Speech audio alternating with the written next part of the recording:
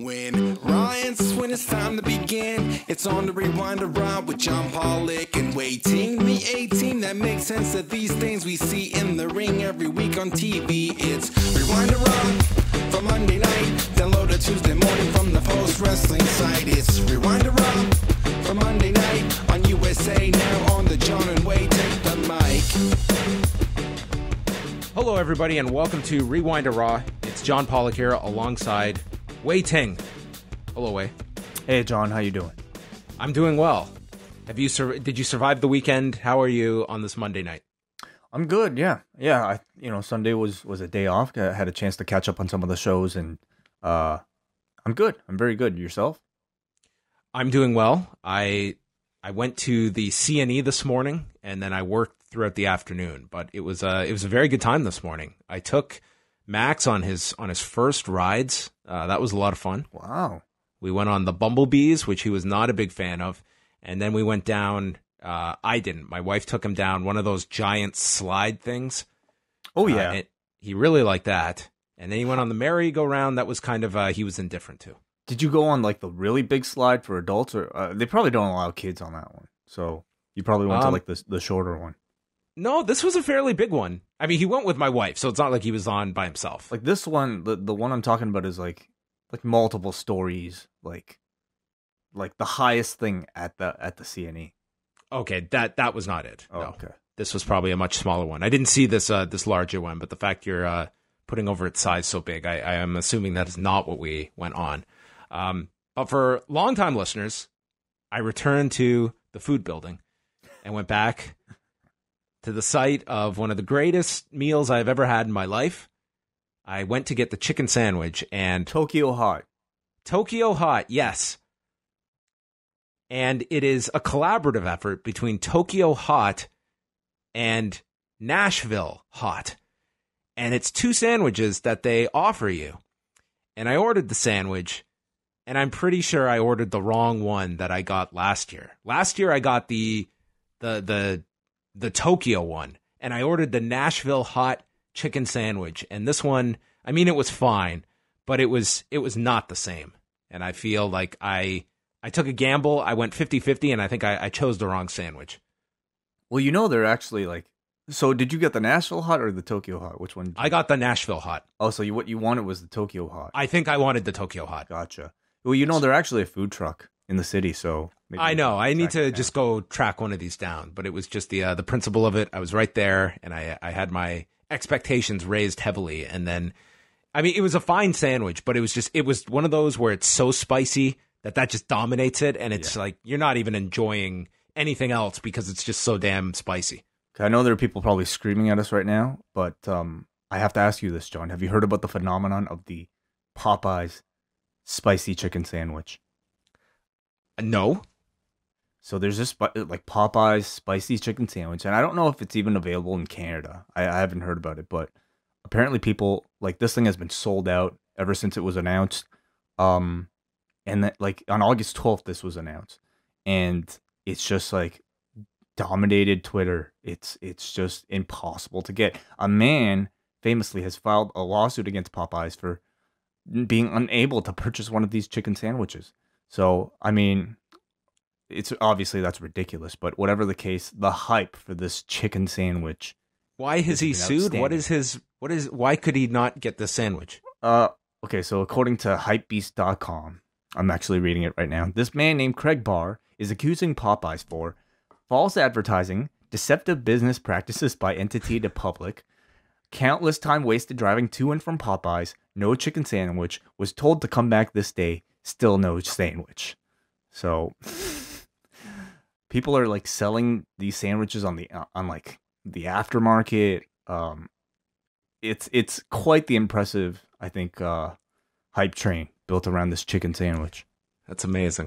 Do you want to hear like the funniest non-funny joke? You're not going to appreciate this, but maybe someone out there will. Do you remember years and years ago when the Pope visited Toronto? I want to say this was maybe 2002. The Pope did a big visit to Toronto, and this was like a big deal. I don't remember, but yeah. Okay, take my word for it. Mm-hmm. The Pope was here, and two of my friends, they were out that day, and they went for Popeyes.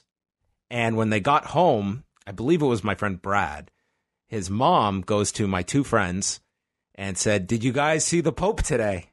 And they said, "Pope? Yes." Because Popeyes, broken up, says, "Pope, yes." That's the reaction I wanted, Way. You know what? While we're at it, I'm going to take everyone behind the scenes right now because everyone at home can see this already. They've already got their enjoyment out of this. But Way, can you do me the honors of opening up our Google Drive and go to the descriptions? And I want your honest-to-God reaction to the show title for tonight's Rewind to Raw. I want your real-time reaction because Way has not seen this yet. I came up with it 10 minutes ago. And after that Pope yes joke, coupled with this, Way might drop unconscious. Okay, so for people who don't know, we have a shared Google Doc where John updates our show titles for every Rewind to Raw and SmackDown as well. So I'm about to look at what he has titled this edition of Rewind to Raw. If you thought Mandible Lawler was not to your liking, you just wait. Okay. Rewind to Raw, September 2nd, 2019. Bayley's Irish Cream. Yeah, I like it. Great. That's great. That's brilliant, actually. That was an okay reaction. No, that's great. I don't react big. It's a bit of a thinker because she's I guess. Who did Bayley attack tonight? Yeah, and I guess you would call attacking somebody creaming somebody. It doesn't fully work, but to do a play on the word cream, then we're getting away because I think Bayley's Irish Cream is a thing. I didn't want to play with. I think it's absolutely brilliant. Great job. Thank you, Way. Are you excited about back to school Tuesday? Oh, I'm so excited. Yeah, got my backpack, got my courses, got my classes. Yeah. I feel this is our annual conversation on Labor Day where I tell you how much I used to just hate Labor Day. It was just such a the worst holiday because you're just watching your summer tick away. There's very little to do on Labor Day other than watch your summer slowly end, and then you're going back to school the next day. So it was never a fun holiday. Labor Day as an adult, though, is awesome. Oh, it's every other. I don't know. It doesn't even really stand out to me. It's a 3-day weekend. I really like it, to be honest, because usually this would be the weekend that me and my family would like go away to a cottage, although AEW has altered vacation time. No, but it's now I enjoy it. It's fun. It's a holiday Monday. We get a lot of holiday Mondays when you really think about it. Yeah. At least one a month, it seems. You'll get Family Day in February. Mm-hmm. In March is typically when March or April is when Easter lands. Then we've got Victoria Day in May. June, I want to say we're free of holidays. July, we've got Canada Day somewhere in there. Sometimes it'll land on a Monday. August, we've got a civic holiday. September, there's Labor Day. October's Halloween month. Every day. What are you complaining, John? I'm not. I'm just saying, like, it's you get a lot of these holidays that you don't really realize, I feel. I think that's by design. Like, the fact that they even created Family Day, a bullshit holiday, or even the civic holiday, is just so that we could have a break during those particular months. The thing is, though, for you or for me, yeah, either of us, I don't really like Monday. To me, is a fairly busy day, so it's not like I really get a holiday. I took half a day off today, so that was something. Well, anyway, yeah, I don't like to do that too much now. Like, I feel like we do it too much. Do what too much? Just talk about how busy, we are. Were you busy on the weekend catching up on stuff? What did you watch?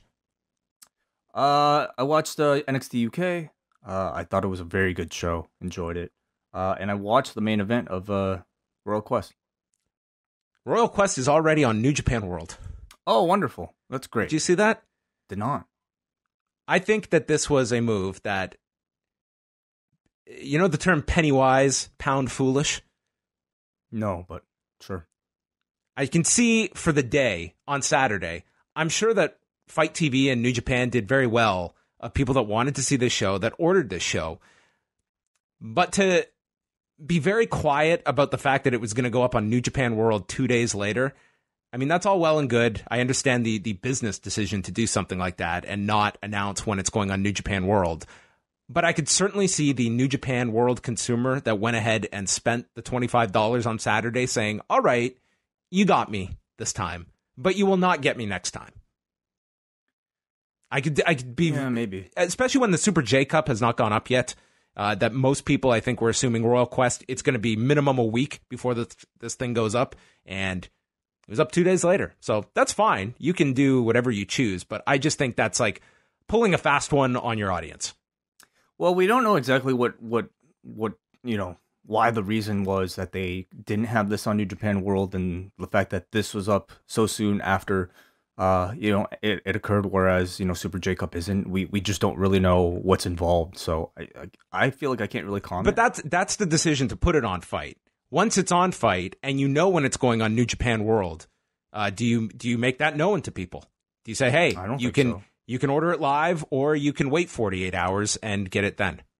I mean, I personally don't think so, because I think that would be really odd. Like, at the same time as you're promoting it on, well, I don't know. I don't even know where they would really announce something like this, but I think if for people who pay to see it live, they at least had the benefit of not being spoiled, because I certainly feel like it was impossible to miss these spoilers by the time that the show was up.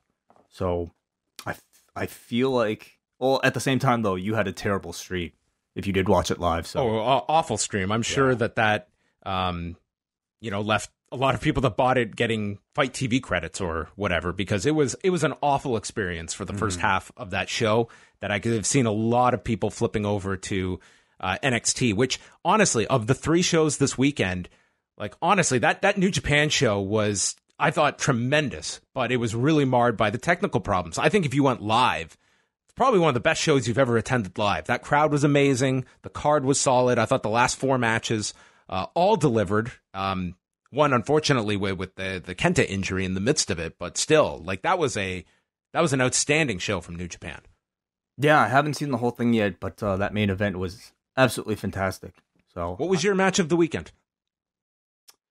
I think the short list is Okada, Suzuki, Bate and Walter, and the ladder match. I would put that as my short list, those 3. Yep. Maybe you throw in Omega Pac in there, but I would say those 3 would be my picks of the 3 you choose. Yeah, I of the 3, I think I enjoyed Walter versus Tyler Bate the most, but it's a toss-up between that and Okada Suzuki. I'll say this, for both those matches, the match times, they never felt as long as they were. I thought both just flowed so well. I got so into that Okada Suzuki match, and it was fun. I had the same experience as the BWE guys, where Okada and Suzuki ended, and then I flipped over to the WWE Network, and they were literally right in the ring, and I was about to take a break, and I said, you know what, I'm just going to sit here and watch this main event, and there I sat for another 40-plus minutes, and that crowd was fantastic. That match was fantastic. Like, there was a lot of great wrestling on Saturday. All right. And I encourage everyone to go check out the British Wrestling Experience. They did a fantastic rundown of the Royal Quest and UK TakeOver cards from Saturday. It was a very, very busy one. And they have a 2+ hour rundown, including Will Cooling, who went to the Summer Sizzler show, which had its own 40-minute main event with Will Ospreay and David Starr on Friday. So you can catch all of that great stuff. Where shall we start, Way? You want to talk about what's coming up this week? Sure. On Tuesday, Way and I are back with Rewind to SmackDown. Then on Wednesday, we are going to have the Double Shot. And what are we going to talk about this week, Way? This week on the Double Shot, we will be talking about episodes 5 and 6 of this current season of Glow, which has been really interesting to study and analyze. And have you watched this week's editions yet? I've watched episode 5. I have to watch episode 6. Okay, yeah. So we'll be diving deep into those as well. I believe, John, you wanted to discuss the what came up on the network this week? The Adrian Street special. Yes. I'm just going to do a little quick thoughts. It's really brief. It's 20 minutes on the network. Jeremy Borash worked on this, as did Sean Ryan, the same team that those guys worked on the Prime Target special. So curious if anyone watched that. I think that one kind of got lost in the shuffle on Saturday, but that premiered on the network as well. As well, you wanted to talk about some StarCast panels too, right? Yes, I watched a bunch of them, including the CM Punk one. So maybe we'll share some thoughts. Wade did a fantastic rundown of that Punk chat on the website. And yes, I watched... What all did I watch? I watched numerous panels, so maybe we'll do some rapid fire thoughts on some of the panels from StarCast. So all of that will be on the double shot on Wednesday night if you're a member of the Post Wrestling Cafe. Fast forward to Thursday, we've got the Cafe Hangout. We'll be going live at 3 p.m. Eastern Time. If you are a double Ice Cap or Espresso member, you can call in, Skype in, and watch live. Plus, Braden and Davey will be coming at you with Up Next, and then Friday, the return of Ask Away. The mailbag is once again full, and we are going to empty it and answer all of your questions. And then Saturday, UFC 242 post show, and Sunday, the main event, WH Park is back. It is the return of Post Puroresu, with myself and WH chatting a lot of catching up to do in the Japanese scene. Fresh off Cruel Summer, WH Park is back.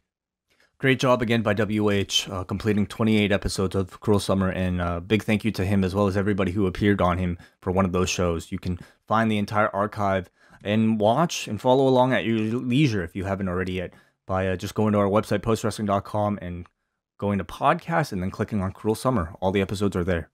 Yes, I think that's a series that you can go back to. It's timeless and a great look at the past 28 years of New Japan Pro Wrestling and the G1 Climax. And WH is already looking at his next idea. He announced the name, and I think it's so perfect. Shall we talk about it here? Thunderstruck. Oh, sorry. Well, there we go. We'll talk about the concept first. So WH, I need to get more details from him. He is going to go back and look at some of the greatest matches in Jushin Thunder Liger's history. And I think he's going to have a very similar concept of bringing together many different guests. I have one request I'm going to make, my dream podcast tandem that I'm hoping he will assemble for one of these episodes. Okay, you're not going to say it? Well, if he doesn't get the person, then it's like I've really built this up and then there's no payoff at the end. So right. I'll privately tell him, hey, you've got to make this happen. Just for my own entertainment. Two of the best voices out there. By the way, being one of them. Let me just say, I think Cruel Summer was a perfect name for this show, but I think he's outdone himself with Thunderstruck. This guy, he should be, you do a great job, John. Bailey's Irish Cream is tremendous. I defer to WH. Thunderstruck, I think, is perfect. We're going to have a bit of an issue probably getting the rights to that one. I got them. Don't worry. We're fine. Oh, you got them. We're good. Yes. You contacted, did you talk to Angus or who?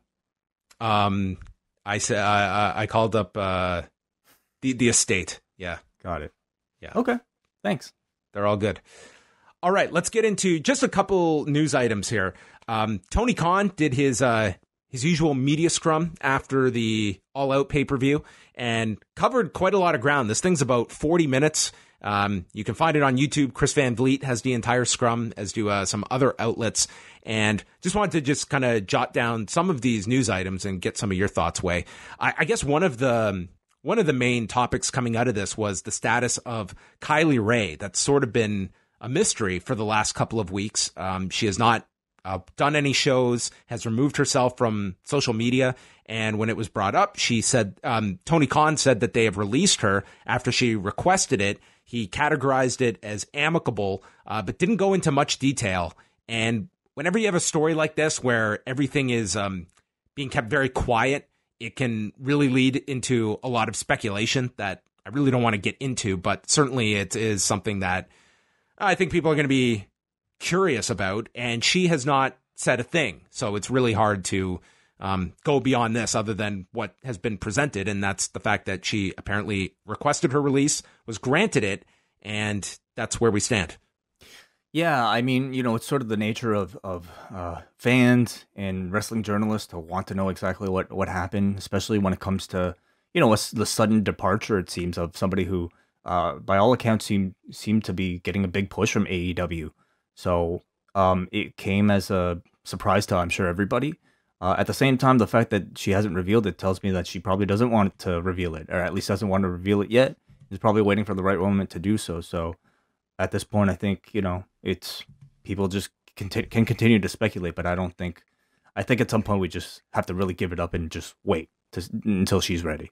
I think that, ultimately it'll be her deciding if she's going to, whether it be return to wrestling and put out some statement or discuss it. That's probably what you're looking at. So it's really hard to go beyond that of like whatever it is she is going through. He added that there is going to be a show name for the TNT name and didn't say what it would be other than they didn't want any confusion between the name of the promotion and the name of the television show. So that's all kind of up in the air. In terms of the broadcasting team, it was said over the weekend that it was looking to be Excalibur, Jim Ross, and Tony Schiavone. And when Tony Khan spoke about it, it just seemed to be like they're still kind of figuring all of that out, but that there is quite a push to have Jim Ross and Tony Schiavone calling matches together. If that becomes the final team, what do you think about that three-man team of Schiavone, Ross, and Excalibur? I mean, without really having heard, modern day Jim Ross with modern day Tony Schiavone, and especially with Excalibur, it's really kind of hard to say. I will say I really enjoyed the team of Golden Boy with JR and Excalibur on the pay-per-view. At the same time, we know that Schiavone is sort of on like a part-time basis because he's got other responsibilities with other people. He's also working as a backstage producer for a lot of their video content. I more so expect Schiavone to be sort of like a special appearance type of thing, rather than maybe every single Wednesday. But I think there's a bit of a nostalgia effect attached to it, especially on TNT, which would be nice. I would like to see them stick with this Golden Boy, Excalibur, and Jim Ross team, though. I thought they did very well on Saturday. I enjoyed the commentary for the most part, and I think that it could also be something where it doesn't have to be you're dead set on the same three people every single week. You have a lot of names there that you can rotate in and out depending on people's schedule, and Schiavone could be one of those. I think just given his long list of all the duties that he has beyond just wrestling, it's going to be hard to imagine this guy being at TV every single week. And we know he's not going to be at the next pay-per-view on November 9th, which they've announced. Actually, will be taking place at the same place Raw took place tonight at the Royal Farms Arena in Baltimore, called Full Gear. And I think on Tuesday morning, they're announcing all the ticket information for that. Tony Khan added that when they were looking at the night of the week to run, a big thing was not wanting to run against the NFL on Monday nights or any times with the NFL. Of course, him with his involvement with the Jacksonville Jaguars, and just not wanting to run against that behemoth. So when it came down to Tuesdays and Wednesdays, obviously TNT has a lot of NBA commitments on Tuesday. That led to Wednesday being the natural fit, and said that they'd be running every week except for Christmas, which lands on a Wednesday this year. So that I take that to mean that they'll be running on New Year's Day next year, because that'll be on a Wednesday as well. So presumably they will be going 51 weeks a year, or at least 51 weeks for the first year. Maybe by next year they'll be able to run on a Wednesday. Could they do like a pre-tape or like a best of or something like that? I would imagine you'd put something in that slot that would be AEW related.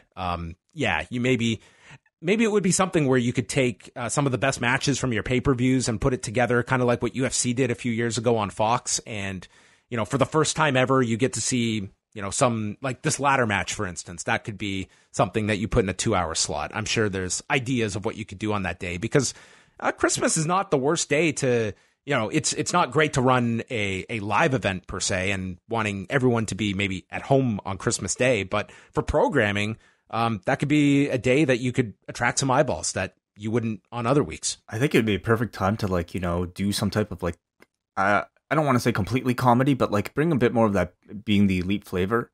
They've had a lot of fun with holiday specials as part of their web show for a long time. Maybe that would be a time for you to really flex your comedic muscles. A Christmas special. Do you remember when Saturday Night Live did? They had John Malkovich read "'Twas the Night Before Christmas." I don't. Children. Remember. No, I don't. SNL. This is a very famous sketch. I'm thinking of "'Twas the Night Before Christmas." with Tully Blanchard, maybe. Brilliant. I know this happens on Christmas Day, but I'd be willing to excuse the one night later and have Tully Blanchard reading "'Twas the Night Before Christmas" to all of the children of the AEW roster. Well, they already have librarians, so I'm sure he wouldn't have any issue finding a copy.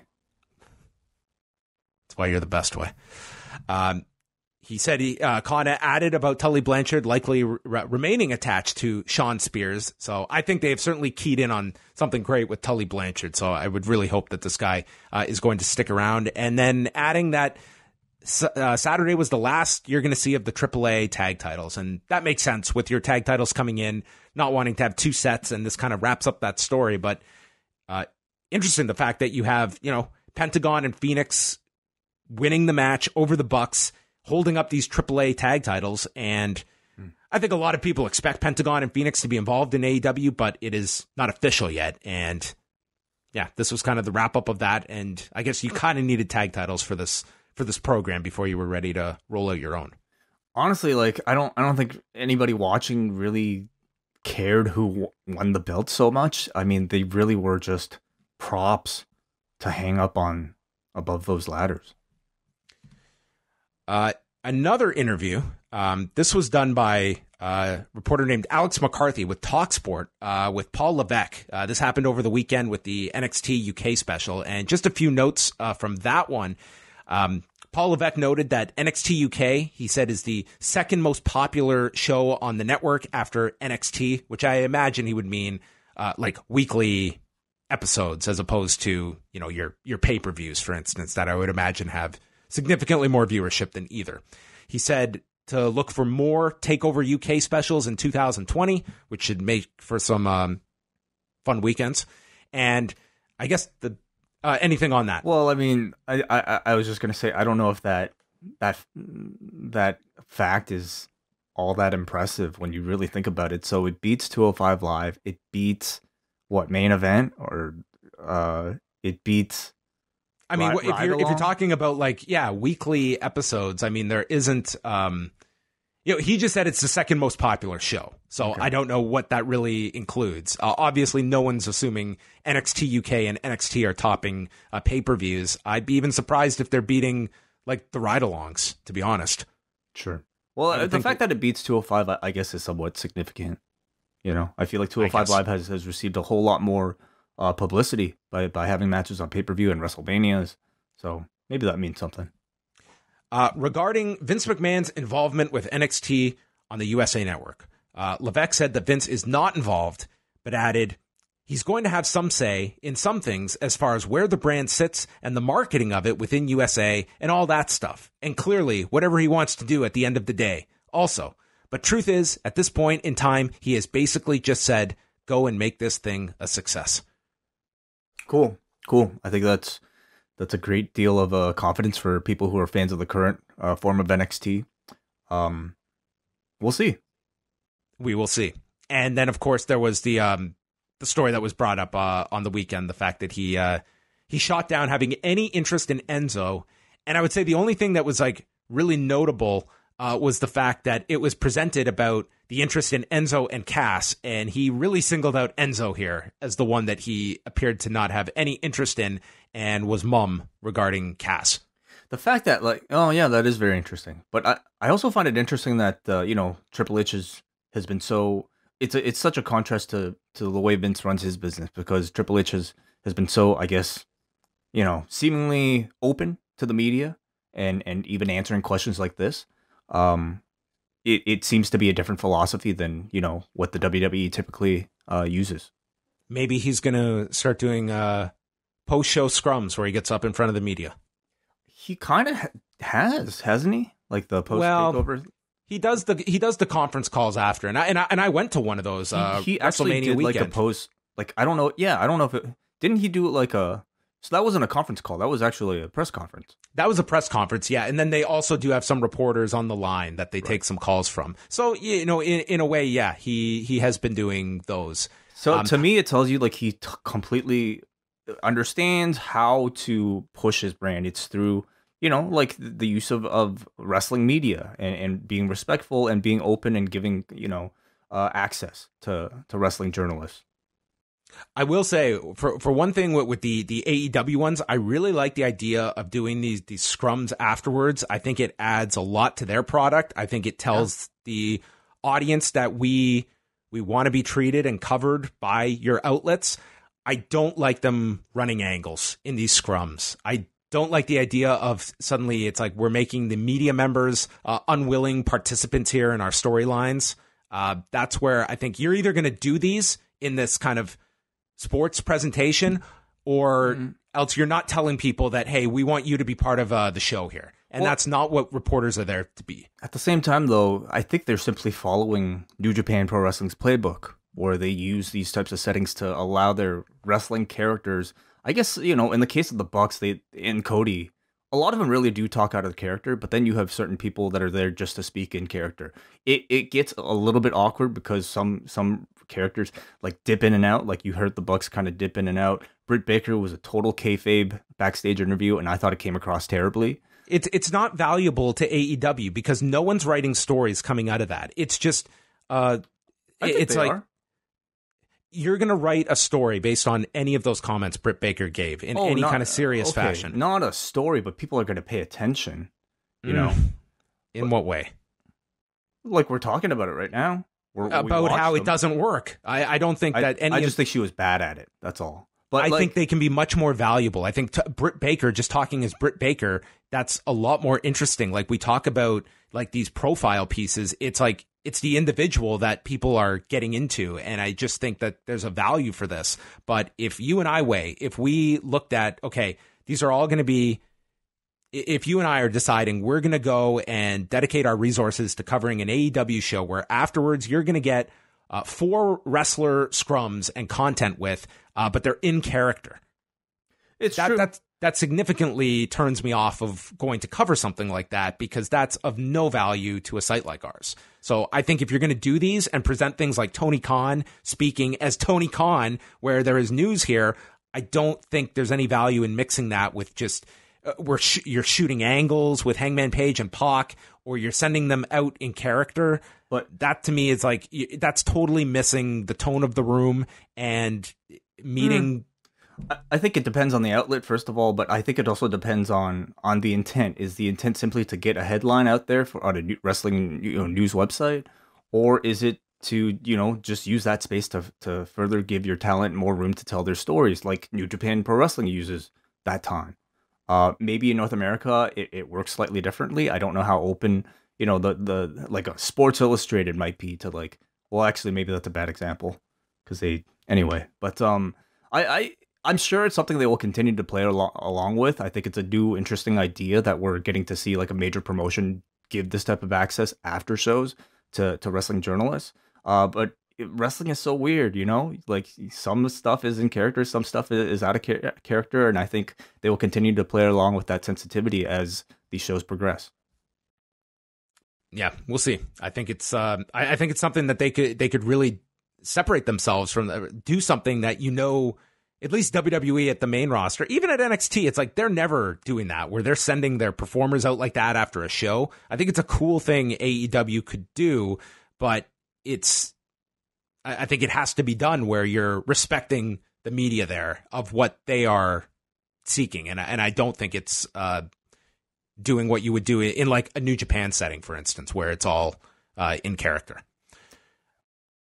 Final thing, speaking of New Japan, they released a bunch of their cards. I'm not going to run through all of the lineups here, but we have our cards for the 3 Destruction shows, plus the top 3 matches for King of Pro Wrestling in October. So Destruction in Beppu will be on Sunday, September the 15th. This is at 4 a.m. Eastern. And along with the Young Lion Cup tournament going on throughout this tour, this show will be headlined by Hiroshi Tanahashi, Zack Sabre Jr. for the British heavyweight title. This is a great match every time out. Are they going to the well too often with this one? This will be the 3rd match in about a month between these two. As somebody just paying attention on New Japan World, not going to these shows live, I mean, I'm not that excited for it because it's a match that I think they've done so often now.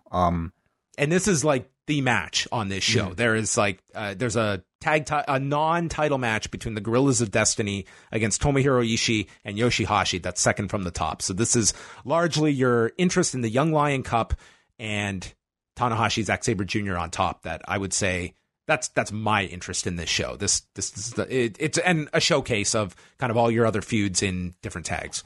I imagine, coming off of G1 and not now really coming off of this like Royal Quest show, which featured some big matches, it must be such a challenge for them to come up with like good main events for all of these shows that they have to fill. The next one is the following day, Destruction in Kagoshima, with Kota Ibushi versus Kenta with the IWGP title match contract on the line. This being the rematch from the show in Dallas where Kenta beat Ibushi. Plus, they've got El Phantasmo and Taiji Ishimori defending the junior heavyweight tag titles against the Birds of Prey, Will Ospreay and Robbie Eagles. Can I just give whoever came up with that name a big round of applause? I think that's it beats Jurassic Express as my favorite wrestling tag team name. I was like, man, respect. Birds of Prey for brilliant. Very good. That will. Yeah, and then that's rounded out by a lot of tags here, other Young Lion Cup matches. And then the big one is Destruction in Kobe on September 22nd with Tetsuya Naito versus Jay White for the IC title. They had previously announced that. Shingo Takagi versus Hiroki Goto. That's going to be phenomenal. Kazuchika Okada, Roppongi 3K against Sanada, Evil, and Bushi. Then we have Kota Ibushi, Tomohiro Ishii, Will Ospreay, Yoshihashi, and Robbie Eagles against Kenta, the Gorillas of Destiny, Taiji Ishimori, and El Phantasmo. Tanahashi, Liger, Tiger Mask, and Rocky Romero against Zack Sabre Jr., Minoru Suzuki, Kanemaru, and Doki is back. He's back, everybody's favorite. Yes. Doki. Those are the top matches there. And then finally, King of Pro Wrestling, October 14th, a holiday Monday in Canada as we celebrate Thanksgiving, I believe. Okay. And what's on the show? Kazuchika Okada versus Sanada for the IWGP Heavyweight title. Jon Moxley's returned to New Japan to defend the IWGP United States title against Juice Robinson in a no DQ match, and Will Ospreay versus El Phantasmo. You know why? They wanted to make this a no DQ match because in the event that there was a double disqualification, both would advance and be granted the title. Yeah. So far, this card looks, top three matches. Interesting that you're going to have Jon Moxley on the first... Well, presumably the first 2 weeks of TV, and then would fly over to do this. And I don't know if he'd be able to make the Wednesday TV. I guess he could.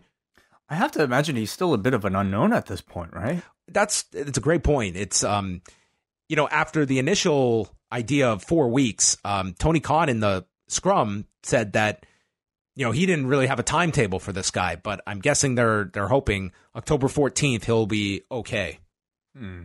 Okay, well, it would be kind of shitty if he missed anyway. But yeah, it's too bad. It's too bad that he had to miss all this. But hopefully he's ready in time for AEW's debut and especially this rematch against Juice Robinson. In these cards, I would say I don't know how excited I am. They're really all rematches from the G1, but I think with title ramifications attached to them this time. For that reason, I will be watching all the title matches. But a lot of these, the Young Lion Cup is really interesting too. So maybe some of those matches I will check out as well. The Young Lion Cup has a lot of interest for me. Yeah, so should be some good top end matches, and I think those Young Lion Cup matches could certainly be standouts to look forward to. But now we look forward to Raw from Baltimore on Monday night, and to kick off the show, out came Braun Strowman for the contract signing. And Michael Cole is already in the ring. And do you pay attention to the different photos that they use whenever they're doing their graphic packages and the still shots they use of the guys, specifically Braun Strowman's? Sometimes. I didn't notice anything off this time, but okay. Wow. Next time you see the still shot of Braun Strowman, I want you to look at that photo and the face he's making and convince me that was a legit pose and not an outtake that he was doing for laughs, that they decided, yeah, we're going with that one. Was it bad? Was it that bad? you look at it next time and you tell me the answer if I'm crazy. Then Seth Rollins comes out, and Renee said this so quickly that I misheard it, where it sounded like she said, there is so much pressure on Batman's shoulders. And she had said, that man's shoulders. I had to rewind this. I was like, wait a minute. Have they just given Seth a new violating copyright new name? Batman Rollins. I don't know about that. Have you seen the Joker trailer yet? I still haven't seen the trailer, and Okay. you told me. Hey, I just sent you a photo of what I think you're referring to with Braun Strowman. Is that the photo you're talking about? Yeah, it looks like he's blowing a kiss. Nah, it's just... I don't think this was an outfit. It's weird. This is the pose, but it looks less weird than I... No, it's still a weird pose for your monster among men. It's just one of his, like, I don't give a shit face. That looks like his... Well, anyway, I'm about to go. All right. I'm gonna retweet it. You asked just the for people. So the two argue, both want to be double champion. Duh. Rollins calls him the monster among men, but to win this title, I had to slay the beast, which you could not do. So at Clash of Champions, I'm going to slay a monster. Yeah. This was a lot of nicknames to use. Why don't we have I wish he was. we can call I each wish he other? was facing Kofi, because then he would have to say, "Now I have to slay a dreadlock dynamo." The Dreadlock Dynamo was retired, thankfully. That one didn't have time to take off. The OC interrupted them, and they mocked Braun's way of getting a title shot by looking at the title, and that's how he won it. Man, AJ also, he was mocking at how Rollins and Strowman have to get along now, and that they're best friends.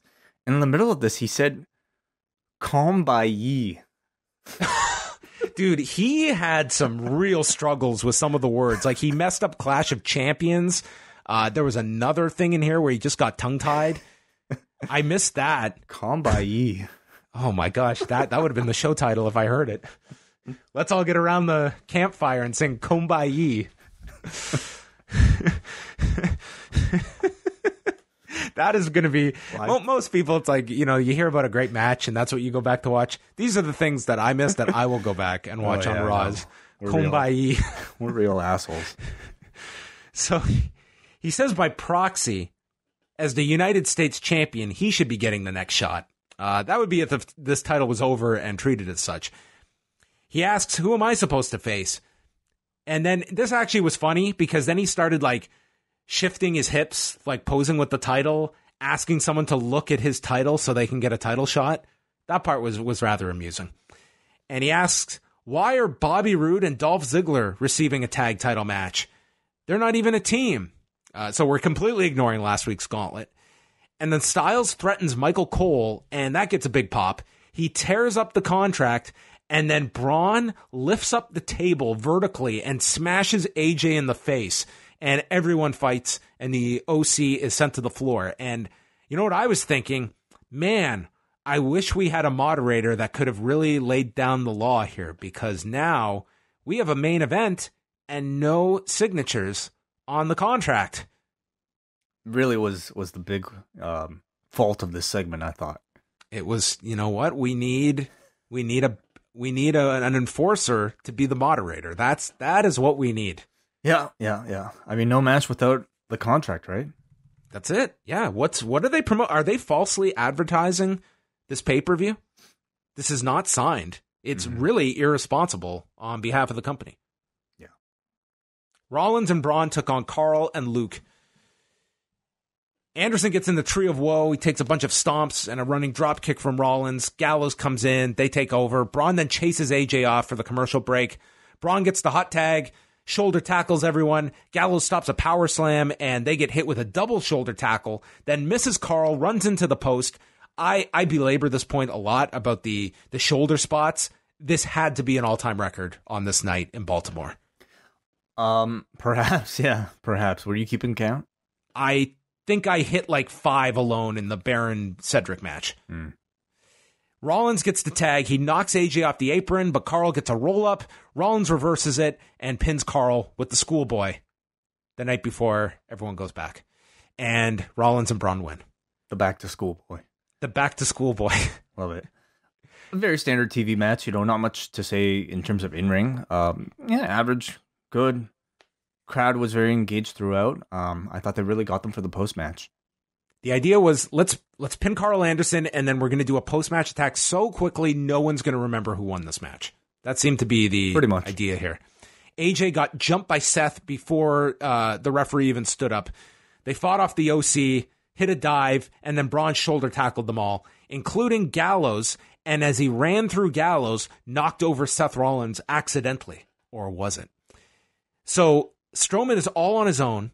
Ziggler and Rude run down to join the OC in an attack on Braun. Now remember, Seth is still out. Graves was so excited, he said, and I quote, "It's essentially 5-on-3. Okay. Cole then allowed this error to just exist and for people like me to write it down, and then he waited for me to finish my notes as he said, "It's 5-on-1. Maybe the invisible man. Heat of the moment. Heat of the moment. Yeah. Braun got nailed into the steps. Then they attacked Rollins, including Rude hitting a glorious DDT. They beat down Braun some more. He fought back, and then they hit the Magic Killer. But this was an extra bit of magic dust that they used because it was all it was Rude and Ziggler helping with the Magic Killer, and then AJ hit a phenomenal forearm. So, an extra Magic Killer. Yeah, I mean, because Braun is huge. Yes, he needs someone to rotate him as well. Multiple people. I thought this was all fine, putting a lot of emphasis on the OC, continuing to build them as, a main event level threat here, and reminding us that, Rude and Ziggler are part of this too. Yeah, trying to get them involved here. I mean, you watch this and you would think that AJ and the OC have a really prominent role with Rollins and Strowman, and they really don't. They don't have any program going into Clash of Champions, so I don't know what they're going to do with all of these guys. AJ really is integrating himself pretty deeply into the main event program, and the fact that he has nothing coming up. I feel like he has to be a part of this, doesn't he? Maybe they're just going to do some throwaway 6-man at the pay-per-view. You just have to find a babyface team, though. Maybe. Just if you want to just get bodies on this pay-per-view. Or maybe they don't. Maybe they're just not on this pay-per-view. Steve Austin's Twitter reaction to the contract signing. He said, "Michael Cole sucks as a moderator." More to come. God, what's going through Steve's head? What's he thinking? He wants to do this job. He wrote this tweet, and then he got on TripAdvisor. He was thinking, you know what? New York City next week. Well, they already announced him, didn't they? On the website way. Doesn't exist on the show. Yeah. All right. This month, they're doing the Connor's Cure initiative, and then they had some videos later on in the show. Charlie interviewed Cedric Alexander to talk about Baron Corbin, but he got jumped by the OC and driven really hard into this production case and was favoring his arm, and this would play into the Baron Corbin match. Yep. And continuing to really show the OC as a company-wide threat, not just Seth Rollins and Braun Strowman. Bobby Roode and Dolph Ziggler, they were all warmed up from the attack, so they decided to have a tag match with the former tag champions, Zack Ryder and Curt Hawkins. The match started with the two heels getting the advantage on Hawkins for a long time after running him into the barricade.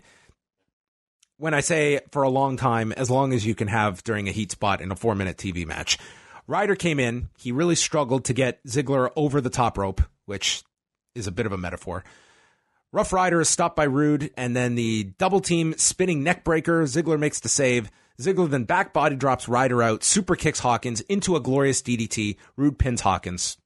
Simple tag match, trying to establish Rude and Ziggler, who I like these two together. I like them more this week, and the fact that I thought they did a good job with them here on this episode. I can buy them as top challengers because both of them look really good in the ring. I just wish there was a bit more backstory about why they've teamed up together. Maybe a promo, maybe a backstage skit or something to just give me some semblance that they're an actual team and not just two people, like put together on a character select screen by random choice. But I think they've done a good job with them 2 weeks in. Natalya versus Lacey Evans followed that. Natalya jumped her as she was on her way to the ring, and then the match begins. There was this slingshot atomic drop by Natalya, and then a seated drop kick. Evans then took over, working over Natalya's bad arm that I think is just never going to heal itself. And she missed with the twisting moonsault from the top. Natalya hits her with these big clotheslines and a discus version and just yells, "Lacey, you nasty bitch." She said it, on TV. Evans then pleads from the ropes and throws her handkerchief to distract Natalya and hits her with the woman's right in 5 minutes and 12 seconds. I thought the finish was a little silly. Like, throwing a handkerchief at someone's face it's unique. I mean, I haven't really seen it before. I don't know how much I buy it, but I mean, it works for the character, whatever. I thought the match was actually good. Like, Natalya, very good as the lead here. And Lacey, I thought, definitely pulled her weight. To me, there was nothing at all wrong with this match. It felt like they executed everything that they set out to do. Constant action. This was not boring. This was a far better performance from Lacey than last week. Yes. I don't know how much this audience really cared about either character, unfortunately. But I think in terms of technical execution, this was very well done by both of them. Yeah, I thought that, Lacey had a much better outing than the Bayley match last week. That was, to me, just a wreck, especially for the first half. And I think Wai's here to, 5 minutes. That's what Lacey needs on television. And I thought that, it was fine. Not like blow away great or anything, but I thought it was solid. Fine for the time that they had. Totally solid from Lacey. SmackDown promo. Tuesday show. The fallout from Roman Reigns' attacker being revealed last week. So they are going with like Rowan as like the sole attacker, or Brian as the sole attacker, or like so in the story now, Rowan is the attacker. We don't know what happened with the twin. That was never really explained. That was all a fake plan by Brian and Rowan. They kind of just skipped that. And we don't know who drove the forklift either on the other side. Well, or are we ignoring that completely? Well, phantom forklift driver, remote. Didn't you ever watch those Wyatt family videos? They can teleport. So they actually did explain that Rowan can teleport. Eric Rowan was in the forklift and then teleported to the other side of the crates to knock the crates down. Yes, he's not a smart teleporter. I would have teleported myself to another state. A vintner and a teleporter? Man of many talents. Wow. Yes. Well, this angle is going to make us all whine by the end of the year. Oh, boy. It's one of those nights. Becky Lynch comes out. They plugged her appearance for Straight Up Steve Austin on Monday night. She comes out to cut a promo and asks where Sasha Banks is. What happened to her? She says she has no reason for whining. She was the centerpiece of NXT. She then got main events on the roster. She even got bouquets of flowers after her matches, which, as I recall, happened one time, I think. After the second Bayley match, after that, the Iron Man match, which some people will disagree, I thought was the better match than the Brooklyn match. It's been so long, but I don't think that's outlandish at all. But still, it's more bouquets than Becky's ever had. Has Becky not gotten any flowers over this last year? I guess not. She's never had any type of like notable NXT match or even like a goodbye match where she would have had like the flower treatment. She says she was an afterthought after Sasha and Charlotte, but turns out they were frauds. Sasha left with nothing after WrestleMania. Bayley, meanwhile, has been doing just fine without her and asks Sasha, does that sting while I'm the face of the company? Sasha should have been the game changer. She should have been me, and reminds her how badly she was treated by Sasha when she was on top. And this prompts Sasha to come out. Becky says Becky only received all these things because Nia Jax broke your face. Awesome. She challenged her to a fight, but Sasha is not going to do anything for free. She does it for the paycheck. And then Becky says, well, then clearly you failed the impact test because you think it's 2013 when we were on pay-per-view. So she's going to face her at Clash of Champions. The people who don't like actually watch and just rely on recaps, I would love to know what they think of some of these shoot lines that WWE has been putting into their segments occasionally.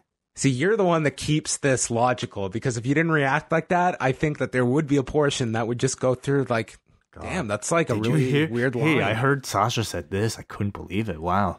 Man. It's the Attitude Era. Becky brought up how they lost their payoffs when they went to the network. So Sasha makes the challenge for Clash of Champions. Becky accepts, and Sasha ends by saying the man is going to be the boss's bitch. Yeah, they put the word bitch in there.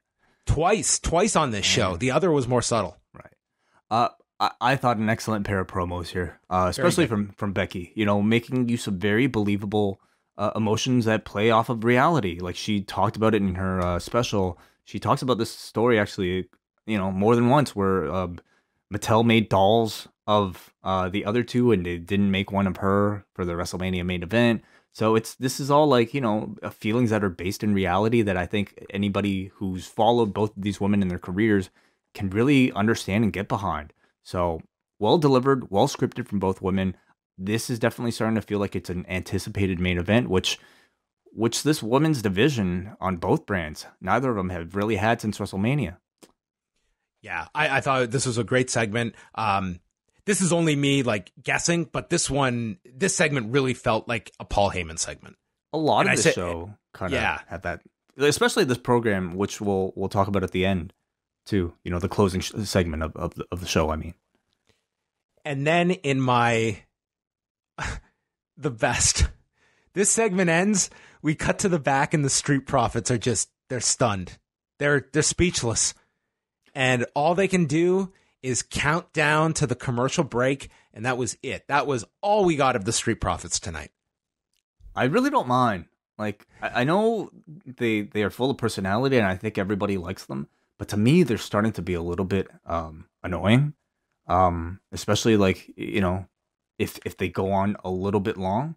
So I thought this was perfect. You know, it gives us a bit of a break, gives them a bit of a break, and still gets them on the show. Baron Corbin versus Cedric Alexander in the G1 climax. Corbin did an insert promo. He is going to exile everyone that has spoken negatively about him on social media. You know, it's not like these promos are like amazing, but I do really like the fact that they're giving time for a lot of these King of the Ring participants to actually talk.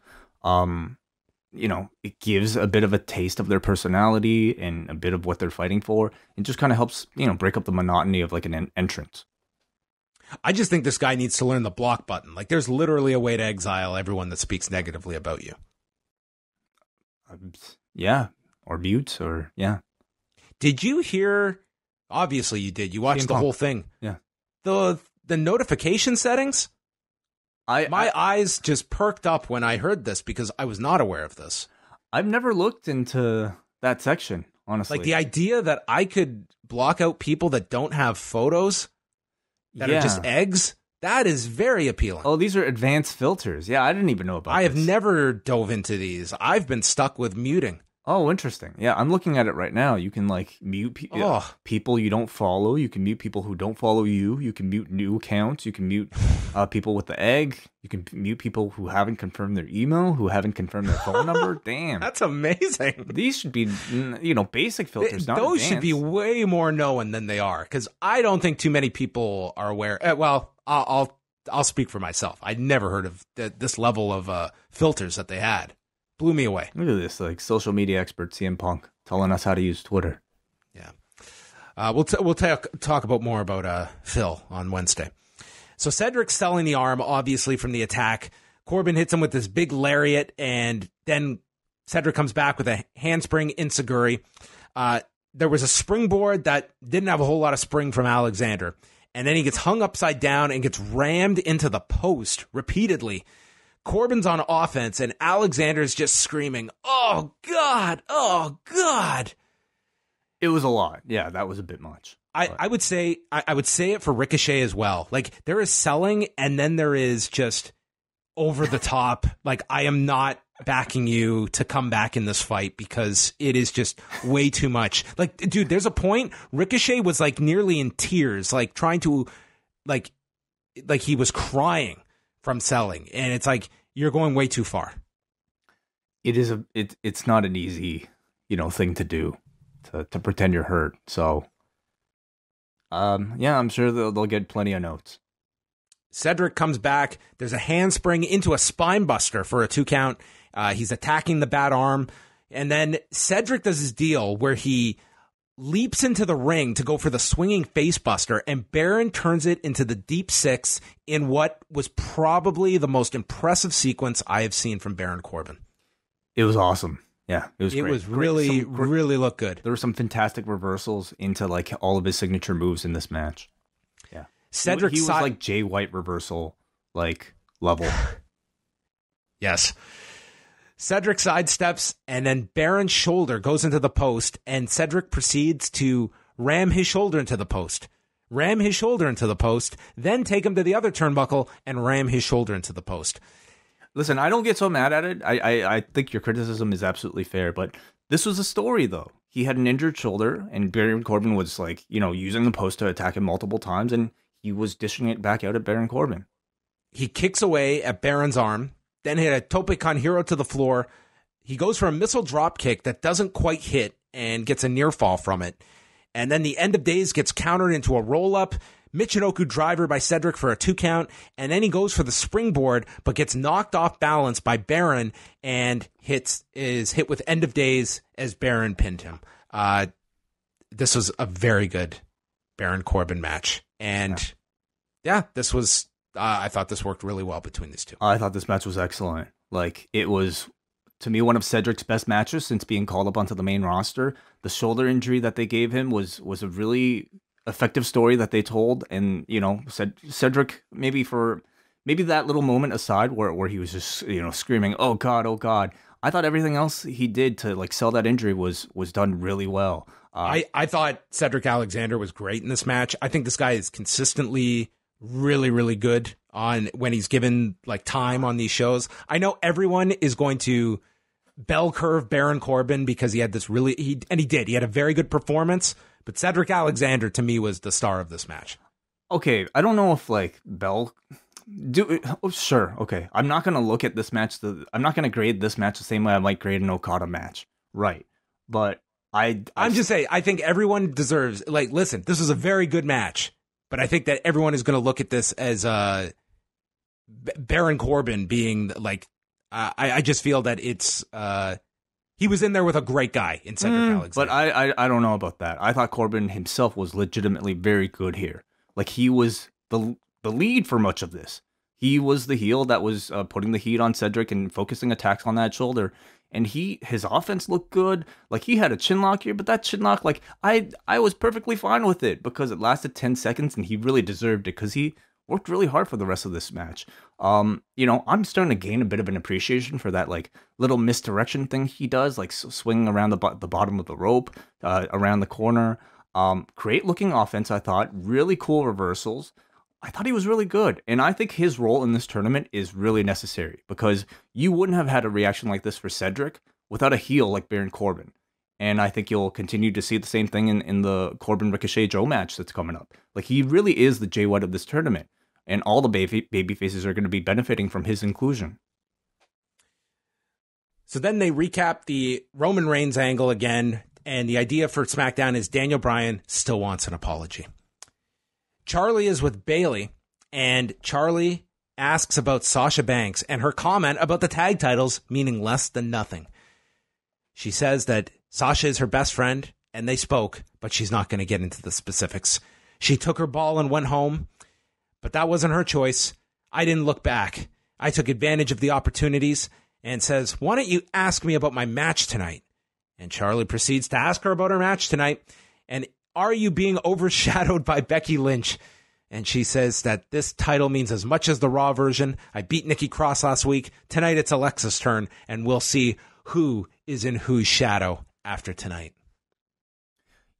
dare I say, some foreshadowing. That's right. Yeah. I feel like Bayley, managed to like get those lines out with a decent level of confidence, but at no point did I feel like these were her words and not somebody else's words that were written for her. I don't feel like this is her voice, and I would say like she's probably somebody who still hasn't really found her voice yet thus far in her WWE tenure. Like, she just sounded like really kind of generic to me. Well, maybe after tonight she'll be in a more comfortable role. For sure. Yeah. We'll get there. Typically, like, turning heel kind of like helps a lot of people like get more comfortable and be themselves, actually. So, yeah. Viking Experience versus Tyler Hastings and Brian Thomas, the stars of Raw. Charlie interviews these two in the ring, and they say, "We drove all the way from Pittsburgh," and the whole crowd boos them. This was the Viking what are their names? The Viking Raiders. Yeah. This was their babyface turn. It was Brian Thomas announcing that they're from Pittsburgh. That was the Viking Raiders' turn. Pretty much, yeah. I mean, I don't know what they were really thinking prior. Like, no one would know they were heels other than they're on the heel side. Like, that is what they are booked as. And like from day one, we have been saying, like, why are these two heels? They've been facing baby faces. So you would assume that they're heels, but here it seems like they're clearly facing heel jobbers. Then Tyler Hastings takes the mic and says he calls them Baltimoreans.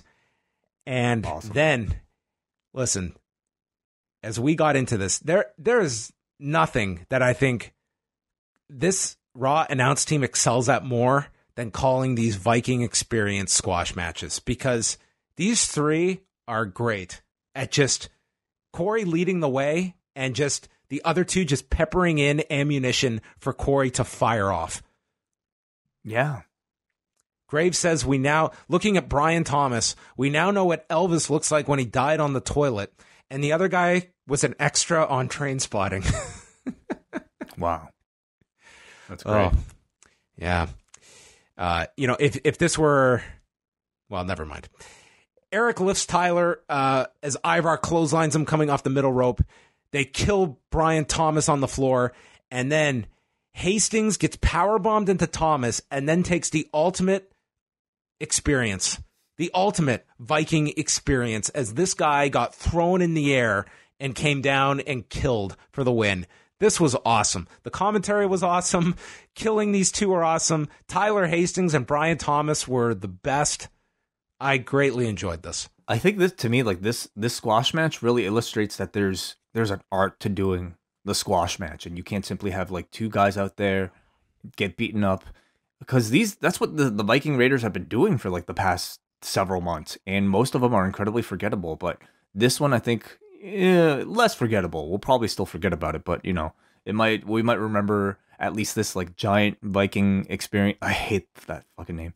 This giant Viking experience at the end of the match, and also really great cheesy lines from these two jobbers. I think these squash matches mean a lot more when you give the jobbers some type of identity and you make them like so corny and cheesy that they're so entertaining.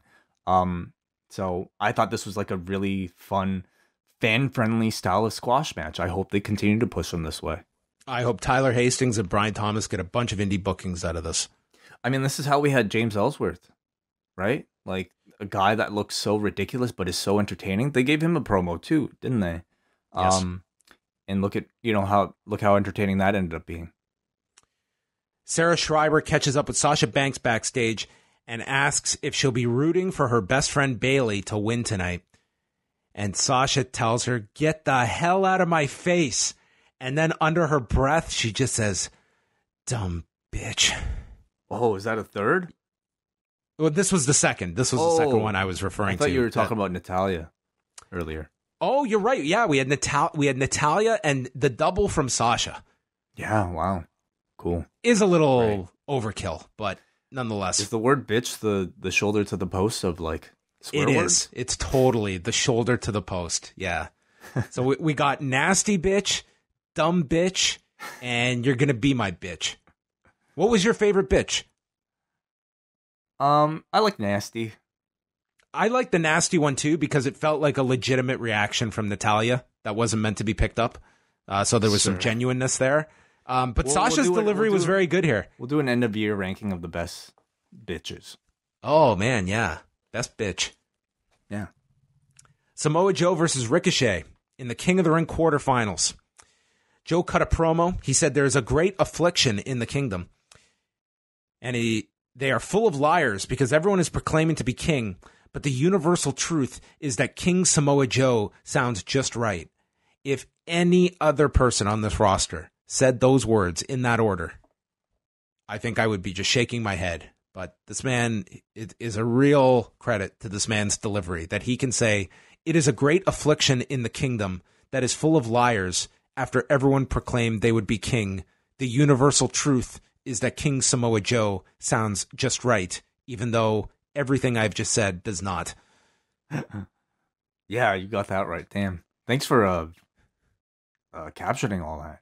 Well, on these weeks where I haven't gotten Alistair, my can I need to ask a favor of our audience that I feel is pretty in tune with technology, okay? I use Microsoft Word, all right? And over the last 2 weeks, I've had this problem where as I'm typing, have I told this story? No. I thought I had. Maybe it was to you. Well, what happened?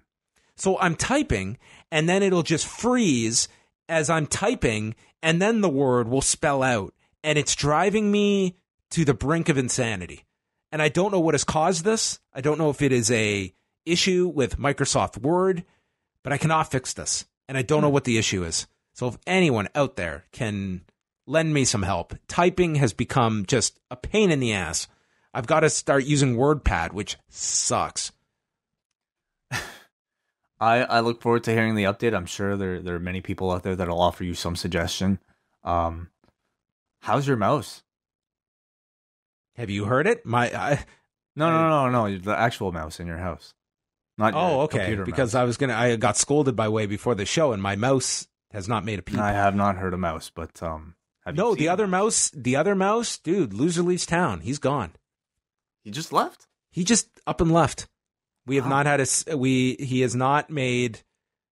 I was telling you, we were getting like mouse droppings in the house. So I was just going nuts over this thing. And then he took off. And for 2.5 weeks, nothing. So probably listened to the podcast and was like, oh, probably hanging out with our neighbors. So that's fine as long as he's gone.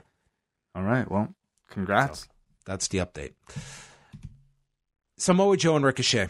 Ricochet said that his career has been about redefining what is possible, and Joe beating him is a reality he is not willing to accept.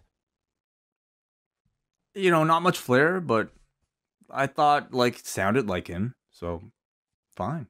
I'm picturing Ric Flair doing this line. Okay, yeah, that makes this sound pretty bad. But how many people can be Ric Flair? Not many. Not many could last. Ricochet goes for the arm. Rope gets pulled down. Joe goes to the floor, takes a dive. Ricochet tilt-a-whirl head scissors into a cabrata for a 2 count, but then lands badly on his knee and takes a uranagi. And Joe sends Ricochet into the barricade with an exploder. And this is the back body drop of doom that sent Ricochet into tears as we went to commercial. Joe is working the neck, Ricochet fights back with a springboard, standing shooting star, and somewhere in this, Joe gets busted open. There's a corkscrew off the top. Ricochet lands on his feet into a power slam. A kick sends Joe to the floor, and then Ricochet hits the space flying tiger drop. Yeah. Yeah, Steve. Sasuke special. Yeah, looks like maybe Ricochet was doing some bird watching over the weekend. He does this before though. He does it, but he does. It's not a staple move for him anymore. Right. Okay. Then the coquina clutch is applied to Ricochet on the top turnbuckle, and Ricochet kicks off of the post to try and break free and lands at the side of Joe, and they both have an arm on one another, and we get a double pin as John Cone counts 3. And then John Cone goes to the floor, and he gets on the headset, and he does the most realistic conversation with someone backstage.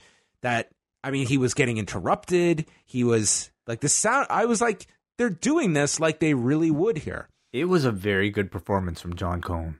Yes, it was. He says, okay, I will take that under advisement. And then he tells Ricochet, we'll be making a ruling soon. And he just leaves. It's like, what? Are you going to email us the decision? Like, what's going on here?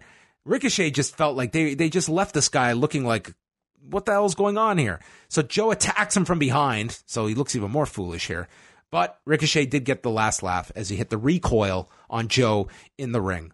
More to come on this, I promise. I thought a really good TV match. You know, this King of the Ring, I think, has actually been producing some quality TV matches. It's not G1 level, and please don't go in and even expecting that. But as far as, like, you know, Raw TV matches, I think we've seen some good ones. And I would say this was one of them.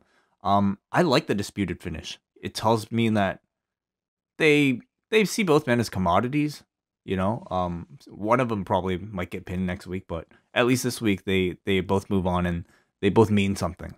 So I'm glad it was these two that they decided to choose, and I like the finish. It was something new I hadn't seen before. All right, well let's just tie all this together. So later, Graves would interview John Cone, and Baron walks in saying both are eliminated, and therefore he gets a bye. And John Cone, with the most sassy delivery, too sassy, says, I thought. Way too sassy for your official. Yeah. Says, well, WWE management determined that neither were eliminated, so both advance, you bitch. So we got a triple threat next week between these three. That might be the only John Cone impression we will ever get from John Pollock. That's one for the real. I thought this was really lame, setting up a three-way for next week. This is like, the structure of a tournament is really hard to mess up. And to me, it's like, I don't know. What would you have done instead? Just someone wins and someone loses. Ricochet can win this match, and he faces Baron. That's the natural story of Ricochet against the guy that everyone's assuming is going to spoil everyone's King of the Ring by winning. I don't think you need Joe in the middle of this. Well, I think Joe's going to be the one to take the pin. That's just so lame. It's like someone should win, someone should lose. Why are we so afraid to do one or the other? Because I care too much about, like wins and losses. So Joe couldn't lose this week, but next week he can. Well, it's more so the fact that if Joe lost this week, Ricochet advances. Ricochet would have to lose potentially if Corbin is going to move on to the final, which I think might be the case. I've been thinking Ricochet is going to the final. I'm thinking it's Ricochet and Ali at the end. Then it makes no sense why he couldn't beat Joe. Well, we'll have to see what they do now. I just thought this, like, wrestling fans have seen every tournament scenario occur. And Baron was completely right here. That in a situation like this, either you first of all, the official could have just restarted the match. Well, that's not what they said on the headset. I guess so. We didn't hear the other half of that conversation. We need to get that call. Personally, I don't really mind it. I think it shows that both men, like, first of all, it was a good match. And secondly, like, it shows that both of these guys are really difficult to beat, so much so that neither of them really won, technically, or technically lost. And I don't know. I think I'm kind of looking forward to the three-way.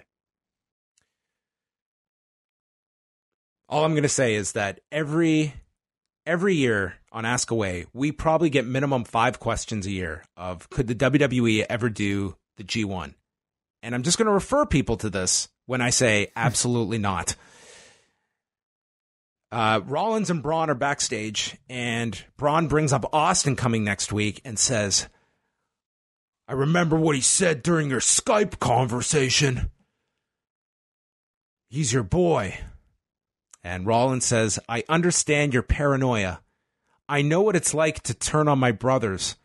I also know what it's like to be stabbed in the back by my best friend. Ooh. Yeah, double meaning, I guess. Dean Ambrose reference. But, you know, you can take that line to be more literal than it needs to be, but totally... Like literally stabbed by a best friend? They never stabbed each other. They never got to that extent in their feud. But we don't know who his real-life best friend is. You know what? Braun should have just put on a gas mask to walk out of the scene here on this segment. Why? As a callback to his best friend. With the gas mask. So you're saying Braun? Wait, Braun wasn't stabbed. What do you mean? No, we've gone off the rails here. Okay. We're just on different pages. Braun says Austin will get these hands if he gets in his way. So Austin is our moderator for the contract signing next week. Steve Austin is coming back to Madison Square Garden to oversee 2 signatures. I mean, it's something. You know, it really is just a veiled, way to promote that he'll be appearing next week. Firefly Funhouse. This is actually a really good segment, I thought. We know what the Fiend is. Is this alter ego named Bray Wyatt? Do we have a name for his alter ego? Because this is not the Fiend. Yeah, I think it's just Bray Wyatt. So as Bray Wyatt. Yeah. He says that what the Fiend did to Finn Balor was super duper rude, and he apologizes. And then the Vince puppet returns and asks, how dare you challenge the winner of Seth Rollins and Braun Strowman to a match at Hell in a Cell? And he's about to be fired when all of a sudden Bray pulls out money, and as Vince sees dollar signs, gets fed money by Bray. He says, look what I've been making. And he pulls out the dollar bills, which shuts Vince up. He feeds him the money, and that pacifies Vince McMahon. That's awesome. I mean, basically saying, since I draw Vince, so I can do whatever I want. I thought this was... Which is kind of how the world works. This was the Conor McGregor moment. For sure, yeah. I thought it was also interesting that they brought up Bray challenging Braun and Seth at Hell in a Cell, which is not something they mentioned on TV, to my knowledge. No. Really something that, first of all, kind of leaked out, and secondly, I guess they had confirmed. So, and Bray himself, it kind of retweeted. So, this was definitely more aiming towards your hardcore audience who's paying attention to everything. Well, I think it's smart to do because, first of all, that pay-per-view is happening October the 6th. So they've got a 3-week turnaround after Clash of Champions. And I kind of like the idea that by the end of Clash of Champions, you know the direction you're going in for that next show, which is a quick turnaround. Second, I think that pay-per-view is going to be completely lost to the SmackDown debut on Fox. And this is going to be a complete afterthought. Sure, right. Because they'll be debuting 2 days before that pay-per-view. And I can't imagine... Well, we'll see what they do. They've got a 3-week build, and to me, it's way more important that they're building to the SmackDown launch and not Hell in a Cell. Right, yeah. Bray adds that Braun and Seth are selfish, and they were selfish and greedy in another life, and they took something very dear to him as the music gets dark. Which was what? What did these two specifically take from Bray Wyatt? Well, Braun was part of the Wyatt family. Didn't take anything from him. Gave him something. Well, the draft separated them, didn't they? What did Braun take, though? And what did Seth take? A contract with Raw. I don't know. So, I'm trying to remember what happened with... See, the feud was more Bray and Dean. They had, remember the hologram Hell in a Cell that they had? Yes. All that shit? Yes. That's what I think of with those two. Okay. Well, he's got the animals around him that he says is his team that helps him cope with pain, but the Fiend helps him inflict it. See you in hell. And then he smiles and waves goodbye. I thought this was a really good segment and sets up your main event for October 6th. Really great. I really liked it. I mean, now that we've seen the entire gimmick laid out, including the Fiend wrestling, I think these Firefly Funhouse segments are going to feel a lot more focused. Whereas I think previous segments had a lot more ambiguity attached. We didn't know who he was feuding with. We didn't know what exactly the character is. Now that we know what it is and who he's about to wrestle, I think every moment of this particular segment had some pretty clear meaning, and it was thoroughly entertaining. Then Charlie is with Rey Mysterio. This was our Rey Mysterio returns to Raw segment. He was backstage with Charlie. He said that Dominic spoke from the heart and told him how much it meant to grow up in the WWE family. And he can't thank Dominic enough for making him pursue his passion. And he said, Charlie, it's our job to push our children to pursue their goals. And here, my child is pushing me. Wow. He said, "I'm not done. I've got more to accomplish, and I'm doing that for my son, Dominic. Bitch." Yeah, it was weird when he threw the bitch in there. I didn't get that. But. It didn't really fit the tone at all, but I mean, a real heartfelt segment here. I mean, Rey Mysterio is doing great in this. Like, only Rey could be pulling this off to this degree. So far. I certainly wouldn't have said that before. Like, I would have expected Rey Mysterio to be one of the last people to be able to talk like this. When did Rey Mysterio learn to speak with this much conviction? Like, seriously, like, did he shoot? When he's trying to get his son's first angle over, that's when. I guess either that or is he shooting stem cells into his vocal cords or something? Oh my God! We know he's using them for his knee, but like, God, like, you must have shot him into some other parts because he talks incredibly now. He is 2 for 2 with these great promos in this storyline so far. He shoots stem cells into his vocal cords. That's going to be the quote. Yeah, this is a really good segment, and God, I feel like we're going towards Dominic turning on Dad. I mean, it's so obvious that I'd be more impressed if they, did the MJF thing and like really kind of delayed it. And I was just going to compare, like, we're going to compare these two programs, Rey and Dominic, to Cody and MJF, and see which side does the more successful turn.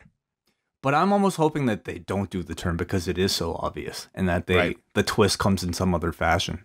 Like, what if Rey? I think he's unmasking Dad. I think that's Rey still my prediction. I think Rey will turn on Dominic.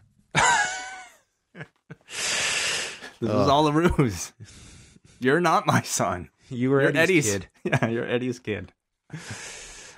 The past 20 years have been all leading up to this. Then we had The Miz versus Cesaro. I could not help during this match, but imagine if you're not watching Raw every week, and say you tuned into NXT UK and you watch Cesaro and Ilya Dragunov, and then this match, you're just watching this, you don't know what's going on with these two characters, and you're saying, yeah, one's getting pushed, the other's just the setup guy, but the push guy's getting ready for Nakamura at the next pay-per-view. Oh, yeah. I mean, this is just like the Twilight Zone. If you just look at this, and even if you are looking at it from like the Vince McMahon like track record, which guy is he pushing? Oh yeah, completely. It would be Cesaro. Like, it makes no sense when you just look at it. And you watch these two, I mean, man, I understand. Like, The Miz has had his moments. He's certainly improved to be an adequate wrestler. But man, is there like a gulf here between these two? Huge. It was so evident to anybody watching this match. Like, Cesaro is just criminally, because they did a striking match where you've got to compare these two strikes, and like, what a way to just put a spotlight on The Miz in the worst way. I know, really, it's true. Like, I think Cesaro really kind of like outshines most people that he wrestles, but especially against The Miz, which is unfortunate for both of them, because I think for The Miz, he doesn't look good really coming out of this, and for Cesaro, it just like it just shows you that every week he is proving that he's more than qualified. He's overqualified to be just a utility guy. Did you see the photo of Cesaro like hugging Ilya and like saying something into his ear? I did, yeah. And WH goes, "Whatever you do, don't go to the main roster." And here was Cesaro coming back to earth here on Raw. Miz hit him with his kicks in the corner. I mean, this was Cesaro coming out of the gate with his running uppercut and got a 2 count within seconds, and then another running uppercut on the floor. Did his deadlift superplex. We got all the greatest hits of Cesaro here. Pressed him in the air with an uppercut. Cesaro's swing gets stopped. Miz just kicks him to the apron and then caught him with the skull-crushing finale. 5:07.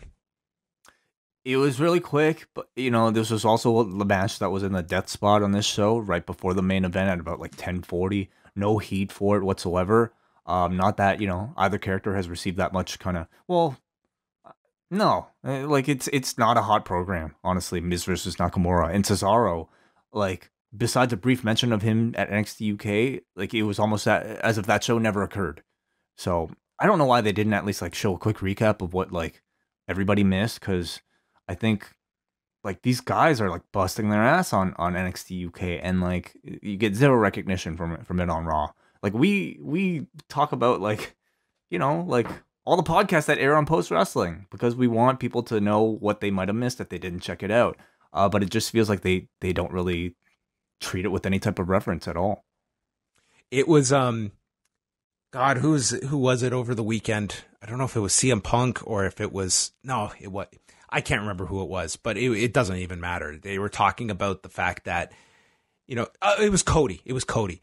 And he was stating that there was a time when if you went out and you did a house show loop and the agent reports came back and they gave you a glowing review, it was going to come back to you and you were going to get a shot, like on Raw, on SmackDown. It's like it would get noticed and you would really benefit from that. And I can't say that that really is something that you just like imagine watching Saturday's show and then you watch Monday's Raw. It's like Cesaro is playing two completely different people and one has absolutely no bearing on the other. Yeah. I mean, you could put the Miz over anyone on this show. Well, if you're watching, I think if you're one of the few people that did watch like the NXT UK show and saw Cesaro, what you would take coming out of this is that, Cesaro went down to the minor leagues and he beat the shit out of a guy in the minor leagues. Well, didn't beat the shit, but like he beat up a guy or defeated a guy from the minor leagues and then went back to the main roster where he's just another guy losing to the Miz. And all I'm saying is that you look at this and it's like, yes, is Cesaro going to be in a world title program tomorrow? Absolutely not. But we just decided like this should be the guy to go to NXT UK. He killed it with Ilya on Saturday. Let's not put him in this role tonight. Let's just think about it for a minute. Like he's got a little bit of buzz coming out of Saturday. Maybe just a tiny bit that, you know what? This could be Zack Ryder's spot on the show instead of the tag. Or God knows who else that we've got backstage that could just fulfill this role that's a mid-level heel that can lose to the Miz in 5 minutes to get him ready for Nakamura. Yeah, I mean, it makes me wonder if, there are any further kind of intentions of using him in NXT UK or if it was just a one-shot. Becky Lynch and Bayley versus Nikki Cross and Alexa Bliss. Sasha came out to set up the commercial and was just watching. They had Bayley in the corner for a long time. Alexa slapping her. They're keeping her away from Becky. Bayley is fighting them off, sends them to the floor, crawls, gets cut off again. And then Alexa even kicked Becky's hand away as she's trying to make the tag. Becky finally gets the tag. And as she's in, she's running wild on Cross and Bliss. Sasha runs in with a backstabber. The DQ is called. And Becky is thrown into the post with her shoulder. Ouch. Did she say bitch too? No, but she amazingly didn't see this coming. Sasha gets a chair and starts using it on Becky, and then Bayley comes in and takes the chair away, and they stare at each other, and then Bayley smiles and goes to town attacking Becky, and the place goes nuts. They're all cheering, they're chanting yes, and we just go off the air as the chair shots are continuing to be delivered. Yeah, this is how it ended, and this appeared to be the full Bayley turn and aligning her with Sasha. So either she agrees the tag titles were worthless, or it was mind games. Mind games, perhaps. This match was really nothing special. Didn't feel like they excited the crowd with any of the hot tags that they were building up towards. Really not all that special, and I don't think it'll be forgotten. But the turn, I thought, was pretty well done. It was unexpected. It got over if you you got a big reaction, and I think it's something like Bayley. This is not the Bayley of 4 years ago, so I think certainly at this point she's probably better served being attached to Sasha, and they can be this heel unit together. I think they may work off each other really well. It's going to ask a lot of Bayley to make. She's kind of just been playing like a more edgier version. Now she's got to go much further with that. And she probably needs it, to be honest. She really needs it. Because I think, the fact that what makes it interesting is that she's about to face Charlotte. How's that going to work out? That was the other thing is that was this the best timing for this with the Charlotte feud coming up? And on top of that, Sasha, Bayley, Charlotte, Alexa, Nikki, Lacey Evans, you have all these heels, and your baby faces are Becky Lynch and Ember Moon and Natalya. Yeah. No, it's a good point. And I think we await to see on SmackDown maybe what they'll do with Bayley. Perhaps the timing is a bit odd, but I mean, just looking at like the lack of buzz surrounding Bayley with this championship, I feel like she was definitely in need of some type of makeover. I look forward to seeing what she could do as a heel. It's something we haven't seen before. But you're right. Like maybe there's certainly some concerns about their timing. I wish they did get through the Charlotte program because I do not want to see Charlotte turn for the sake of this. And I don't want Bayley to come out on SmackDown and she's playing like this half babyface, half heel role where it's kind of, it's almost like we did the turn, but now we're stepping away from it to make it more digestible. Sure. But like this is how they make their baby faces though. By having them like use chair shots or kendo sticks and beating the shit out of their. This got a babyface reaction. Baltimore reacted like this was a babyface. Like you do a turn like this, it's going to get that reaction now. All the horsewomen have turned babyface this way, like in the past year. Well, I guess even Sasha, I would kind of categorize. Anyway, I thought this was a good Raw. Like I thought it had some good matches and had some news coming out of this main event. I liked it. I thought it was a pretty good show. I thought that it's, you had several notable angles on this. They seem to have pretty solid idea for Clash of Champions, setting up Austin's stuff for next week, which hopefully adds, like, what are you sensing for next week? Like, do you think they get a bit of a bump with Austin on the show, or is it I think too so. soon? Well, how much of a difference did he make for the last one? Well, the Raw reunion, that was their most watched show of the year. And I do credit Austin with a lot of that. Yeah. He was like the number one push guy on that show, but I'm not expecting anything like that next week. Yeah, I don't either, but I think he will make a difference. Do you expect like this main event to look the same after next week? Braun and Seth. I think they'll keep it. I think they're going with this idea of like the tag title match and then. But why do this segment today? Why delay this contract signing by a week? Just to get Austin in there. I think that's the idea they had with Austin. Just like he's coming in as a moderator. We'll tease it this week and give a reason to need Austin to be the moderator next week. Okay. Yeah, I mean, that is a little bit lame, but we shall see. What's your interest level going into Clash of Champions right now? I mean, it's shaping up to be a decent card, I would say. Yeah. What do we got here? We should let's take a quick look at the card. So on top we have Seth and Braun, coupled with Seth and Braun against Rude and Ziggler earlier in the night for the Raw tag titles. Then we have Kofi Kingston, Randy Orton. I'm not holding my breath for that one. Drew Gulak versus Humberto Carrillo for the Cruiserweight title. That'll probably be on the kickoff. New Day against the Revival for the SmackDown tag titles. That could be very good. Shinsuke Nakamura and The Miz. That I'm really not feeling. Mm-hmm. Becky Lynch versus Sasha for the Raw Women's title. That's been built up very well. And Bayley Charlotte for the SmackDown title. I think that'll be a very good match, but they certainly complicated things tonight. Yeah, I'm interested to see how they follow up there. But the King of the Ring finals, by the way. Oh, that's happening on the pay-per-view, right? Yeah, the finals. Okay, excellent. Okay, well, I mean, yeah, it looks like a pretty decent show. Some of the top end isn't really inspiring me right now, but I think, Orton, Kofi, if they continue to like have really good build, maybe my mind will change. I just have a feeling they'll continue the program, that's all. Anyway, we're not here to preview it. We're here to get to some feedback. All right, tonight's show, on a scale of 1 to 10, did this one top 6 way? I'm going to say yes. A 6.62. All right. A fair outing for Raw. Paul from New Jersey writes, AJ made some funny observations. Lacey stinks. Bayley cut a good promo. Jobbers getting mic time was entertaining.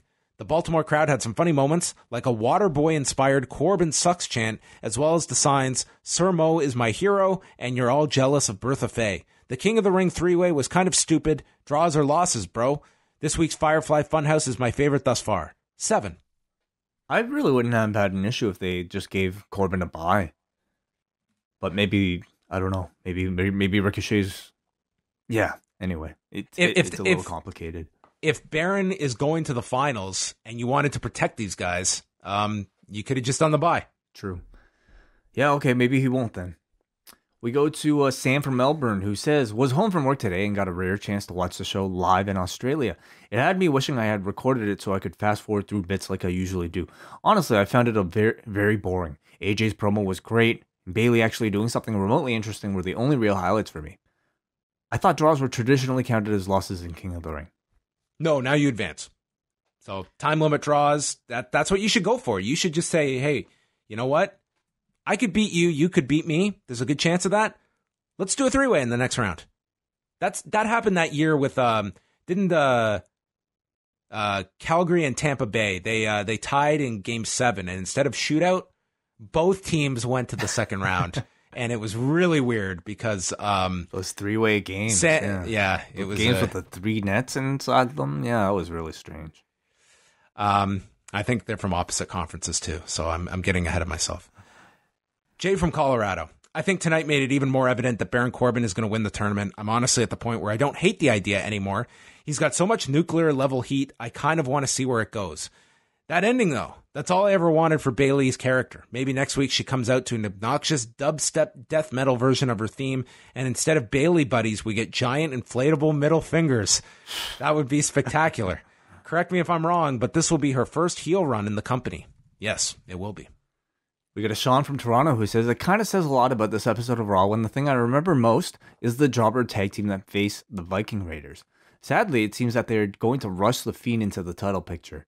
Then again, who makes sense for Hell in a Cell? Do you think that they're rushing The Fiend too quickly?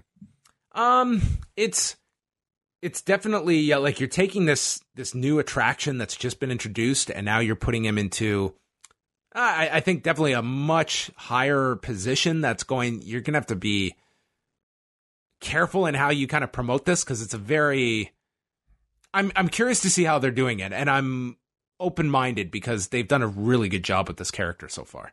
I think it kind of telegraphs the finish. I don't really see him facing Braun. So Fiend versus Rollins, I think, is a good match. To put in the Hell in a Cell, yeah, it makes it really good. Can you see the Fiend coming out of it with the championship? I could see them doing anything that they feel like. I would say this. If people took the Hell in a Cell more seriously, like they had years back, I could, and the Fiend had been built up for more months to where he'd had this unbeaten streak, and now you're in a cell where it's title versus the Fiend. I think that could really have had a much stronger dynamic, but I think the guys had one match as this new character, and I don't think you've had the time to build that up. Like that year they did Punk and Ryback, it was like, wow, this is title versus this guy who's never lost, or at least in that incarnation during that run. And people were like, man, how are they going to book this finish? And it did a really good number on pay-per-view, and they did this bullshit finish with Brad Maddox, and it was like, okay, they have an out now for Hell in a Cell matches. So I fear totally forget any of that stuff. Well, wow, it's not that memorable, I guess, but it did a big number because people were interested in, like, either we're going to see a title match or we're going to see Ryback lose, and people cared. I just don't think you have the time here to build that up. And I fear that it will be some ridiculous finish to protect the Fiend and not necessarily put the title on him either. Right. Sean goes on to say, the Bayley heel turn was long overdue, but pulling it off mere seconds before the show went off the air is not the route to go. It also makes her seem like Sasha Banks' lackey, despite being the SmackDown champion. I guess they now have to make Charlotte face, or else their match at Clash of Champions won't have anyone to root for. And the final one, Brandon from Oshawa. How do you get a triple threat match in the semifinals of a one-on-one tournament? Only in WWE logic can that possibly happen. Austin is going to be on Raw, Undertaker on SmackDown. Does The Fiend lay one of them out? Should he lay one of them out, or should it be someone else? I don't know if you need to see The Fiend next week. I don't, because he's not going to be on the pay-per-view. It's kind of for those go-home shows, it's kind of an awkward ending. And I think that if in either of those cases, if you didn't angle like that with Austin, I think there would be so much buzz to like do something with Austin that you're ultimately not going to pay off on. Yeah. And I think with Undertaker, I don't think there'd be a lot of buzz. It would be Undertaker isn't getting laid out for no reason. It's something you don't want to give away. Like, especially that particular encounter, The Fiend and The Undertaker too. Like, it would mean The Fiend is going to Saudi Arabia with The Undertaker. That would be everyone's conclusion. Yeah. Which is not that far away. They do this Hell in a Cell pay-per-view, and then the end of the month, it's Crown Jewel. It could happen. It could happen. Yeah. That's not, I don't dismiss that at all, because I would figure The Undertaker is going to be on that show. All right, that's everyone's feedback. Thanks. There was a lot to talk about on tonight's Raw, and a lot coming out of this weekend. A lot of news. Always fun to discuss with you, Wai. And we'll do it all again tomorrow night after SmackDown in Norfolk, Virginia. Excuse me, John? I said Norfolk. All right, then. As long as you didn't say bitch. No, not at all. That's it for us. Thanks to everyone for listening. Anything else, Wai? Anything we're not mentioning? Oh, yes. Thank you very much. I almost forgot. John and I were guests this week on our good friend Scrump's brand new podcast. Of course, this is Scrump from Pro Wrestling Tees, and he has launched a brand new podcast called the PWT Cast, and we are on episode 5. You can find it on Apple, Spotify, Google Play. Just search PWT Cast. And on this show, John and I, we conducted it over SummerSlam weekend, but we basically have a big conversation about maybe our history with post wrestling, forming this thing. Our history with pro wrestling merch in our lives, and a lot of talk of the MCU. So if you want to hear a bit more from us, do check them out. Yeah, and just a final note, I encourage everyone to try and check out some of our shows from over the weekend. We did quite a lot of them. I was super happy with just how much different coverage we had of all the major shows. Martin, Jamesy, and Benno. We had Eric covering the UFC card from China, and then all the other stuff that was going down as well. Steve Harris sending a report from RevPro. Yes, from the Live at the Cockpit show on Sunday as well. Will Cooling giving a report on the British Wrestling Experience. Yes, so I thought we were on top of everything, and it was through the help of many people. So postwrestling.com is where you can check out some of those shows from the weekend, and we'll speak with you Tuesday night.